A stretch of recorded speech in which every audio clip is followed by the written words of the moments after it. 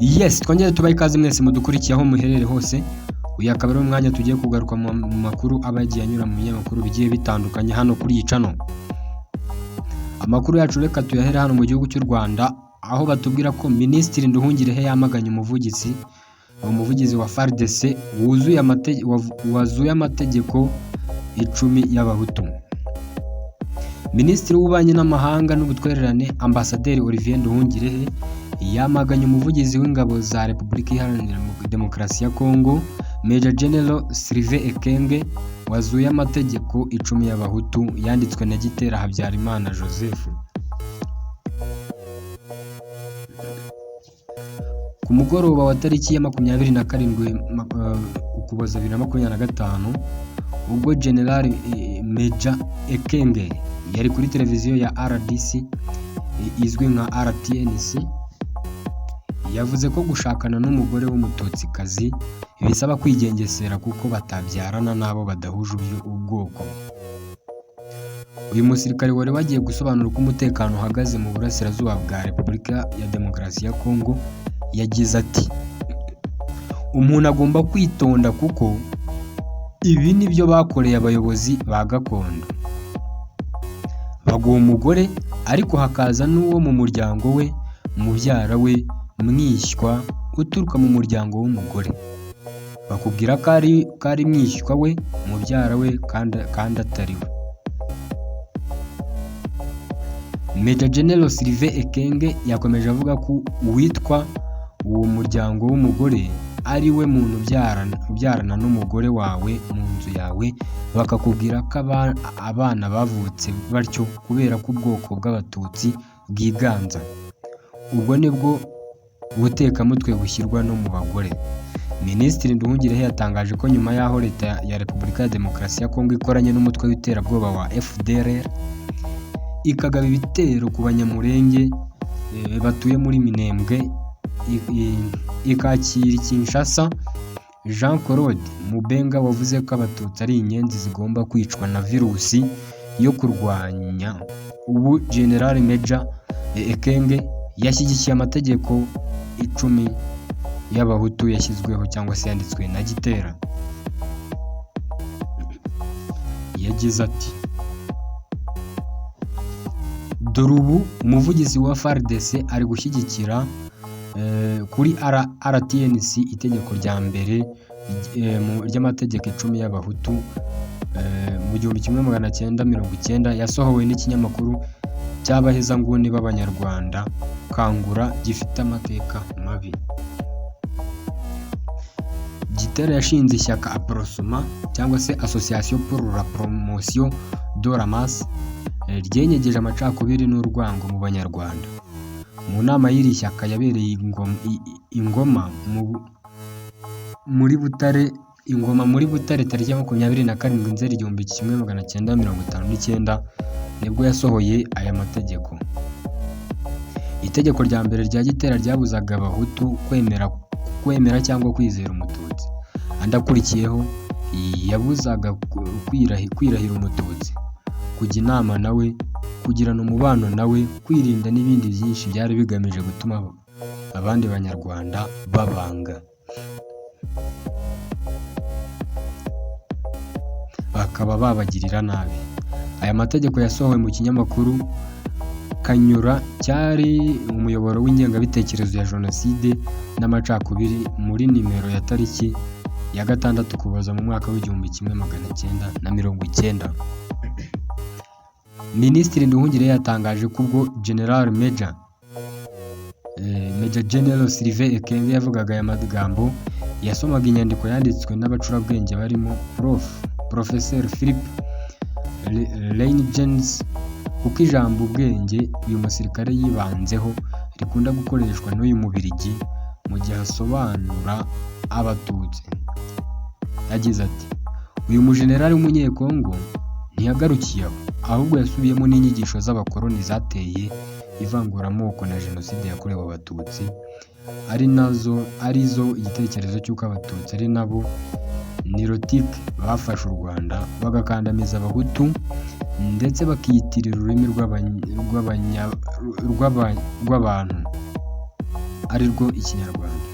Minisitiri Nduhungirehe yatangaje ko niyo Perezida Felix Tshisekedi yakweguza Major General Ekenge kubera gukorwa n'isoni cyangwa bitewe n'inama yahabwa n'inshuti zo mu burengerazuba bw'isi, abanyekongo b'abatutsi batazabura kugirwaho ingaruka n'amagambo ye mu gihe umuryango mpuzamahanga ukomeje guceceka.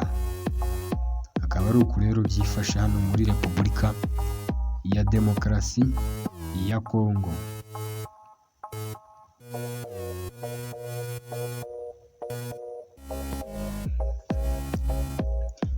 Yes, reka dukomereze hano muri Amerika, ariko mbere yuko tujyayo wowe utarakanda subscribe nyamuneka wabanza ukayikanda ugakanda like kugira ngo tujye tubana muri aya makuru menshi abagiye agezweho. Muri Amerika baratubwira yuko baratangira bavuga yuko impamvu Amerika ishaka gukura Ubushinwa mu birombe byo muri Repubulika ya Demokarasi ya Kongo. Mu magambo yeruye, Leta Zunze Ubumwe za Amerika zagaragaje ko zishaka kuba igihugu kibitsa amabuye y'agaciro menshi arimo ayifashisha mu gukora batire z'imodoka zikoresha amashanyarazi. Mu gihe amahanga ari kugabanya imodoka zikoresha lisansi na mazutu mu rwego rwo kurengera ikirere, amabuye Amerika ikeneye cyane arimo lithium iboneka cyane mu birombe bya Manono mu Batara ya Tanganyika, cobalt na cuivre iboneka mu birombe bya Tenke Fungurume mu ntara ya Lualaba na Koruta yiganje mu birombe bya Rubaya mu ntara ya Kivu y'Amajyepfo muri Repubulika Iharanira Demokarasi ya Kongo. Mbere sosiyete z'Abanyamerika zirindaga gukorera muri RDC bitewe n'umutekano muke mu bice bikungahaye ku mabuye y'agaciro akenerwa cyane, ruswa ya munzabo mu nzego za leta n'imiterere y'ubutaka bwaho, kuko ahenshi usanga ari mu misozi miremire itarimo imihanda myiza. Kudashishikarira kujya mu birombe by'amabuye y'agaciro ya RDC byafashije sosiyete z'Abashinwa cyane kuko byatumye zikora zisanzuye nta hatano. Kugeza muri Mutarama 2025 Ubushinwa bwari bwikubiye 80% by'ibirombe byo muri RDC birimo Tenke Fungurume iri ku mwanya wa kabiri mu bivamo cobalt nyinshi ku isi. Muri 2007 sosiyete z'Ubushinwa zasonewe imisoro y'amabuye y'agaciro na leta ya RDC, ariko zisabwa gushora imari ya miliyari 9 zose z'amadolari muri uru rwego kugeza mu mwaka w'ibihumbi 2040 nk'uko ikinyamakuru The Economist cyabitangaje. Amerika ikenera cyane ubwoko 60 bw'amabuye y'agaciro yifashishwa n'inganda zikora intwaro, izikora ibyuma bitanga ingufu zikomoka ku muyaga n'ibikoresho n'iby'ikoranabuhanga. Byagaragaye ko amenshi muri yo iyagura n'Abashinwa. Mu byumweru 2 bishize Perezida Donald Trump wa Amerika yabwiye abanyamerika cyangwa se abanyamerika ko igihugu cye aricyo kibitse ibikomoka kuri peteroli byinshi, igisigaye kikaba ari ukwigwizaho batiri z'imodoka z'amashanyarazi, kandi ko kugira ngo ibyo bishoboke RDC cyangwa se Repubulika Iharanira Demokarasi ya Kongo izabimufashamo nk'uko Perezida Felix Tshisekedi yabimusezeranyije. Trump yagize ati, tugomba kujya muri Kongo tukayatwara Ubushinwa, ariko mu by'ukuri nahagaritse intambara ya Kongo n'u Rwanda. Barambwiye ngo nyabuna twakishimira ko mwaza mugatwara amabuye y'agaciro yacu, rero nibyo tuzakora. Ibi rero akaba ari byo Trump yatangazaga. Muri Kanama cyangwa se mu kwezi kwa 8 2025 ikigo Cobalt Metals cyahawe na leta ya RDC uruhushya rwo gucukura amabuye ya lithium. Umuyobozi w'iki kigo cy'Abanyamerika Josh Goldman yagaragaje ko iki gihugu cy'Abanyekongo gikwiye guhangwa amaso, agira ati, niho hantu hambere ku isi hakungahaye ku mabuye y'agaciro. Goldman avuga ko nyuma y'aho Amerika ifashije u Rwanda na RDC kugirana amasezerano y'amahoro n'ubufatanye mu iterambere ry'ubukungu, ubu gukorera mu birombe by'amabuye y'agaciro by'abanyekongo byoroshye kuko leta ya Donald Trump ishyigikiye sosiyete z'Abanyamerika. Yagize ati ubu turabizi ko leta ya Amerika ishaka ko dutsinda kandi yabwiye leta ya Kongo ko bashaka kubona dutsinda.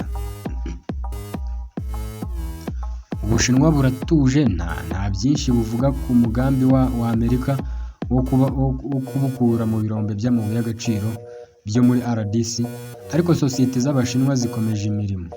Imwe mu mirimo iracyafite 15% by'ibikorwa by'ubucukuzi muri Manono.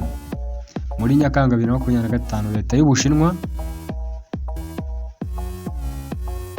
bushaka gufasha RDC gukemura ibibazo byayo ariko bitanyuze mu nzira yo kwivanga mu bibazo byayo cyangwa mu buryo bugamije inyungu zabwo bwite. Akaba ari uko rero byifashe hano mu gihugu cya Amerika. Yes, rero tukaba tubashimiye mwese mwadukurikiye. Mukomeze mugire ibihe byiza, ariko mwibuka gukanda like, subscribe ndetse na comment zanyu mutubwira uburyo mwumvishe iki kiganiro. Mukomeze mugire ibihe byiza mwese, turabakunda neza cyane.